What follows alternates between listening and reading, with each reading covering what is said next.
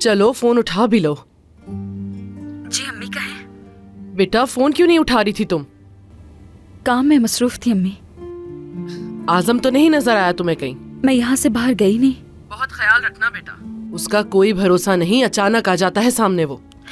फिक्र ना करें, मैं घर से बाहर गई नहीं तो वो मुझे कैसे ढूंढ सकता है। ठीक है मेरी जान, चलो अब मैं फोन बंद करती हूँ, तुम भी काम कर रही होगी ना।